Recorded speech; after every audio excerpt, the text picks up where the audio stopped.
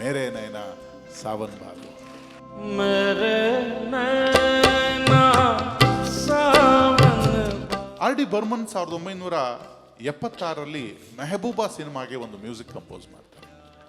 ಅವಾಗ ಕಿಶೋರ್ ಹೇಳ್ತಾರಂತೆ, ನೋಡು ಇದು ಇಬ್ರು ಹಾಡ್ತಾರೆ, ಲತಾನೂ ಹಾಡ್ತಾರೆ, ನೀವು ಹಾಡ್ತೀರಿ, ಹಾಗಾಗಿ ತುಂಬಾ ಚೆನ್ನಾಗಿ ಬರಬೇಕು. फिर भी मेरा मन क्या ಹಾಡನ್ನು ಅವ್ರಿಗೆ ಕೇಳಿಸ್ತಾರೆ. ಆ ಹಾಡು ಕೇಳಿದ ತಕ್ಷಣ ಅದು ತುಂಬಾ ಕ್ಲಿಷ್ಟವಾಗಿತ್ತು. ಮೊದಲು ಲತಾ ಹಾಡ್ಲಿ ಅಂತ ಡಿಮ್ಯಾಂಡ್ ಮಾಡ್ತಾರೆ. बिजुरी बनकर गगन पे ಅದರಂತೆ ಲತಾ ಅವರು ಬಂದು ಅವರು ಎಂದಿನಂತೆ ಸುಲಲಿತವಾಗಿ ಆ ಗೀತೆಯನ್ನ ಹಾಡಿ ಹೋಗ್ತಾರೆ.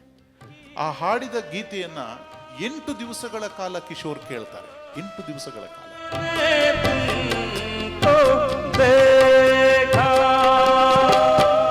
ನಂತರ ರೆಕಾರ್ಡಿಂಗ್ ಫಿಕ್ಸ್ ಮಾಡ್ಕೊಂಡು ಬಂದು ಆ ಗೀತೆಯನ್ನು ಹಾಡ್ತಾರೆ.